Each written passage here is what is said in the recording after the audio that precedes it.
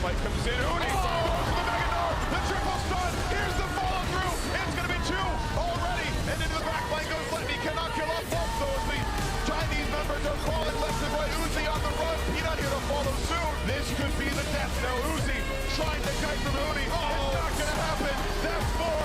That's going to be five. That's the ace. And the legend of SK Telecom will not die today. SKT, masters of control, will take down the Nexus, will take down RNG, and are headed to their fourth World Championship final. Welcome everyone to the Shanghai Oriental Sports Stadium, where I am joined for Worlds tonight by Kobe and by Frostkern after what was another super exciting day. We got 5 games again, although I can imagine that Frosk right now, you're not feeling too happy about the LPL's team final performance. Well, I got just 5 incredible games. Yeah. Definitely hurt, but no, I'm going to pretend that it's totally fine. Well, let's take a look at what we had on the plate or on the score today in the bracket. SK Telecom T1 was going up against RNG, and it was the story of the dynasty of SKT up versus RNG and Uzi. But in the end, it was SKT that reigned supreme. Kobe, that dynasty, it is still going. Elimination games, no problem at all. They beat them all. I mean, I gotta say, I'm just exhausted after that series because everyone heading into it was already on the edge of their seat. Is it time? Is it time? Is SKT dynasty over? Are they gonna, is this gonna be it? They were pushed so far in quarterfinals. And for every single game of that series, you still felt that way. You're like, is this it? Is RNG going to do it? They go up 2-1, and SKT come back. They stand tall once again and make their way to the finals, silencing critics again. Yeah, I do think there's maybe some differences with that quarterfinal match in that I feel like there was a clear point where you saw SKT taking over, and on the other hand, where you saw RNG kind of falling down. But let's take it game by game and start, Frost, by looking at that game one where RNG came in swinging and played the way you want to see them play, right? And have all the things going for them. Yeah, and it's kind of been this new iteration of RNG where they are playing more of that kind of late game scaling oriented type of play where it's a little bit calmer and then it rocks up, and then game one they're like, no, throw that out the window, we're going to skirmish all the time, we're going to fight all the time. And Immolek, she really showed up big on the first half of this series. His Sejuani play was incredible. I just wish that he had gotten that champion all the way through. Yeah, maybe wish that he didn't take the Nocturne in one of those games as well, because that was We try to forget. Yeah. Well, that's always the question then. The draft and the pick and bans, I think, as we're still looking at images of game one, or maybe not, it starts to tilt, but SKT does go down in that series and does go down to elimination point. Enter Peanut. This time it is the world on its head. Blank starts and Peanut turns around. So how much are we accrediting to Peanut in that game 4, and how much are we accrediting to maybe things that RNG failed to do later? I mean, there's a lot of parts to that question. So we'll start with the first one. There's the ingenious component of subbing out the junglers. Like, if you're going to have a sub standing behind where you're playing a 6-man roster, the jungle seems like the greatest position to do it, because it seems to be that most heavy, like, tracking Mindhunter macro. Mindhunter. That's what I'm going to call myself from now on. I'm a Mindhunter. Yes. What role do you main? Mindhunter. And so you get to sit there, you get to download, and that was always the reputation that Blank had. You know, he was the closer. He downloads his opponent, he comes in, he has them all figured out. But when you reverse that role and suddenly you're just changing up these dramatic styles, and Peanut has been kind of, you know, almost force-fed into this grinder where he's been then smashed into a Bengi mold. Like, it's not the Peanut Rocks Tigers that we wanted to see. And then he comes out swinging in game 4 and 5. He's like, level 2 gank bottom on Jarvan? Let's do it. And he was also given Jarvan and Galio in that final draft. Yeah, I mean, the Junglers is such a cool story and a really important story for this series.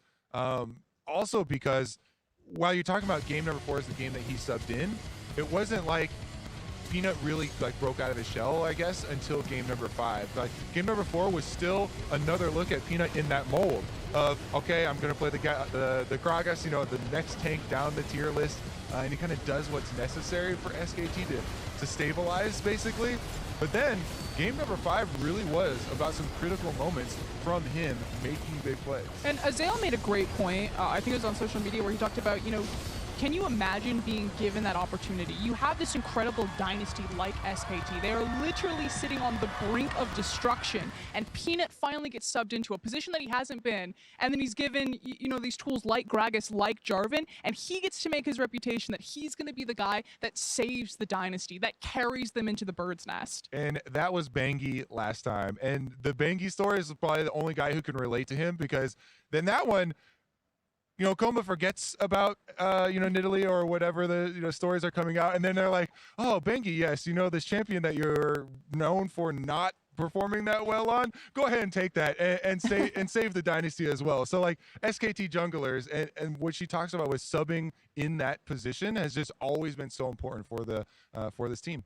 Definitely has, and I talked to Peanut afterwards and I said, hey, at MSI it was all the Peanut show, what's your confidence like now? And he said he would take so much from these 2 games and being able to really put his mark on this game and carrying them to the bird's nest, as you say, going into that final. And we also have to look across the board. Faker did do fantastically well in the other quarterfinal. He did well here. The bottom lane, though, had a really good game in game 4, I would say, but overall, what is your impression? Have they redeemed themselves enough for you guys? I'm going to hit that with a soft no for me on Bang and Wolf. I think Bang has gotten a little bit more solid, although it's hard to say just because the ADC is given so many resources in this meta. But Wolf is still very hit and miss for me. There's a lot of these trades where he just is standing on the wrong side of the lane, or he's taking the wrong trade pattern. He loses a lot of his health. It didn't help that Huni was also kind of misusing his teleports at the front half of that series. And then because Huni doesn't have teleport and Let Me does, suddenly Bang and Wolf can't do anything in the lane. That has nothing to do with their individual performances. But it still wasn't the shining light that we're used to seeing. I mean, there wasn't too long ago that we were crediting Bang and Wolf with so much bringing to this team, and that seems to have passed. Yeah, it honestly feels like SKT right now are kind of limping through this World Championship, and the limp is in the bottom lane. Honestly, like the last game they were talking about, we've got Huni on top side making huge plays for the team. Peanut stepping up. Faker has been consistently at his god tier level for the entire tournament. It's like he's running around trying to take care of all of his little kids who keep bumping into hot stoves and scraping their knees and stuff on this Galio for 5 games. He's like, child gates everywhere. I save you now.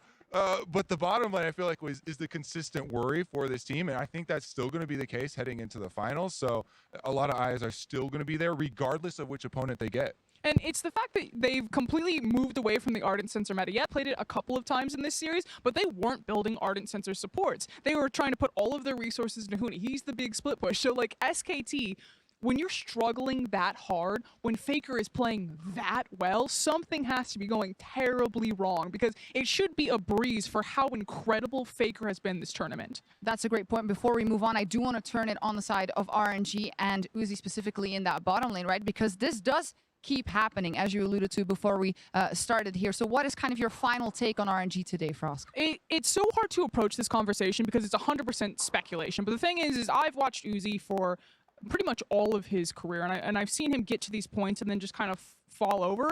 But what I really want to put a magnifying glass on for viewers is Uzi's specific performance and choices that he makes in Game 5. Like, when it comes to that big clutch moment, when you expect Uzi to be the god, to showcase that mechanical ability and be that legacy that we know he's capable, he doesn't do it. He takes a step back.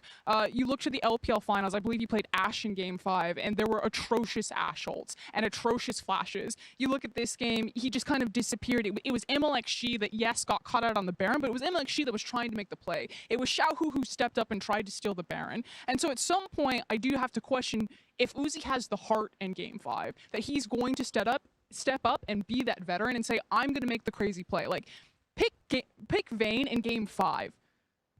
Yeah, dude. I'm like, do we want our AD carry making the big play? But honestly, even though it's such a team game, and there are so many things that we can't have knowledge to of what's going on inside this team.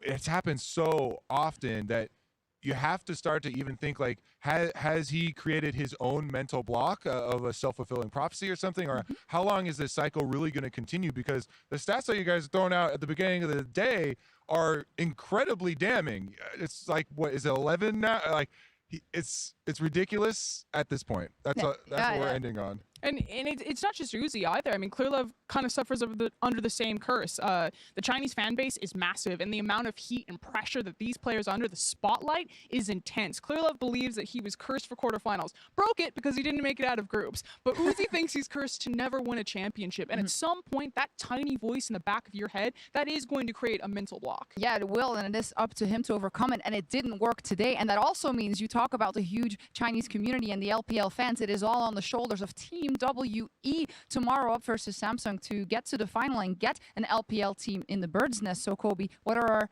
first thoughts about that semifinal?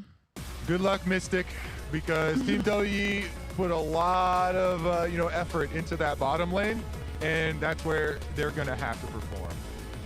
Other than that, I would also be excited to see a rematch of SK Telecom versus Samsung Galaxy with the journeys of those two teams, and they're not, these two perfect teams, right? They've had to struggle and they've really had to work for it this year. So I think both of those would be actually pretty interesting matchups. Yeah, the evolution of both of the Korean Titans clashing, I think, would be incredible. It also would be the first team to make a repeat appearance in a Worlds final with the exact same roster. That's a huge accomplishment for Samsung.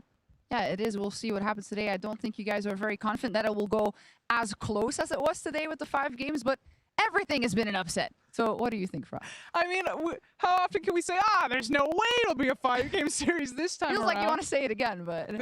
Probably. My personal opinion, I know that I view it much closer because I view Team WE a lot higher than the other analysts at the tournament. I still believe strongly that Team WE were always the strongest LPL team, and hopefully they get to prove that tomorrow because they're the last one left standing. They are the last LPL team left standing going up against Samsung tomorrow, so that'll do it for us for tonight. After our first semifinal, we'll see you back here tomorrow for more action.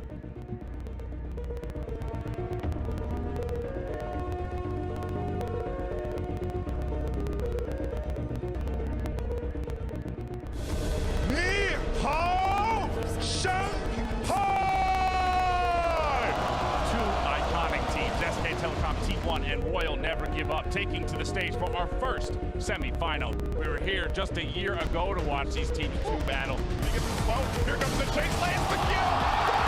And the Chinese crowd goes wild. Block despite the ulti from Ming. That's going to secure no flashes in, but there was Mike. Too early from Blank. They still got time of back.